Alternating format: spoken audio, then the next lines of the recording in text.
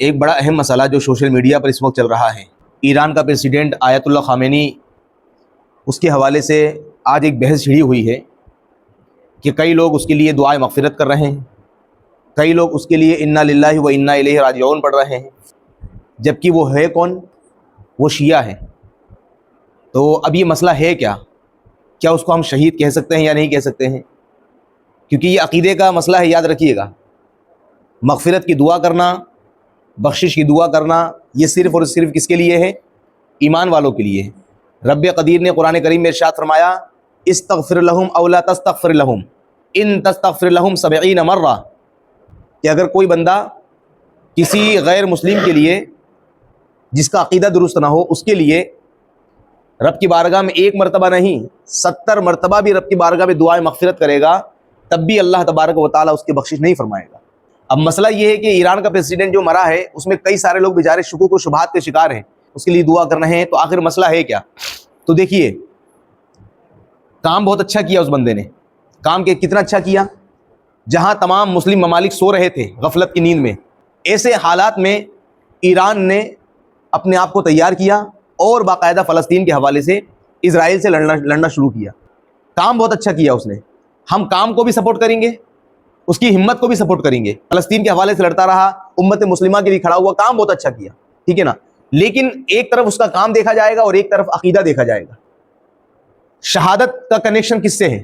جو شہید ہوگا اس کا مقام کیا ہے؟ اس کا مقام جنت ہے، ٹھیک ہے؟ اچھا، شیعوں کے عقائد کیا ہیں؟ شیعوں کے جو عقیدے ہیں وہ قرآن اور حدیث سے بالکل سراسر خلاف ہیں۔ جس عقیدے میں صحابہ کرام کی شان میں گستاخیاں ہو رہی ہو، جن کی عقیدے میں اللہ اور اس کے رسول کی شان میں گستاخی ہو رہی ہو، اور حضرت ابوبکر صدیق، حضرت عمر رضی اللہ تعالیٰ عنہ جو جلیل القدر صحابی رسول ہیں، ان پر یہ لوگ بے شمار لعنت بھیجتے ہوں، جبکہ لعنت ہم کسی غیر مسلم پر نہیں بھیج سکتے، اور یہ حضرت ابوبکر صدیق رضی اللہ تعالیٰ عنہ پر لعنت بھیج رہے ہیں، بھی بڑے گھٹیا عقائد ہیں۔ تو اس عقیدے کی بنیاد پر اگر دیکھا جائے تو پھر نہ ہم اس کو شہید کہہ سکتے ہیں اور نہ ہم اس کے لیے دعائے مغفرت کر سکتے ہیں، کیونکہ دعائے مغفرت کس کے لیے ہے؟ ایمان والوں کے لیے ہے۔ بات سمجھانے کے لیے ایک اور واقعہ پیش کر رہا ہوں۔ جب امام حسین رضی اللہ تعالیٰ عنہ شہید ہو گئے تو اس کے بعد کیا ہوا؟ ایک بندہ کھڑا ہوا جس کا نام کیا تھا؟ مختار سقفی، اور اس نے قسم کھائی تھی کہ میں جب تک امام حسین رضی اللہ تعالیٰ عنہ کے قاتلوں کو چن چن کر نہیں ماروں گا تب تک چین سے بیٹھوں گا نہیں میں۔ اور ہوا بھی یہی۔ جتنے امام حسین رضی اللہ تعالیٰ عنہ کی شہادت میں شریک تھے، ٹھیک ہے نا، عبداللہ بن زیاد اور بھی کئی سارے لوگ، ان سب کو اس بندے نے چن چن کر مارا، ان سب کو اس بندے نے قتل کروایا۔ کتنا بڑا کام کیا!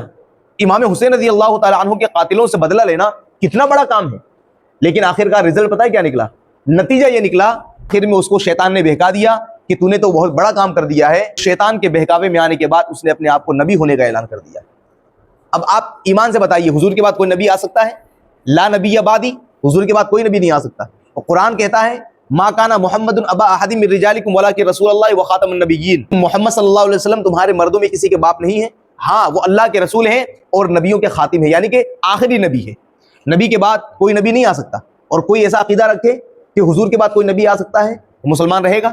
نہیں ہو سکتا۔ تو اس بندے نے کیا کیا؟ مختار سقفی نے پہلے امام حسین رضی اللہ تعالیٰ عنہ کے قاتلوں یعنی کہ قتل کروا دیا، پھر اس کے بعد اس نے نبی ہونے کا دعویٰ کیا۔ اب آپ کیا کہیں گے؟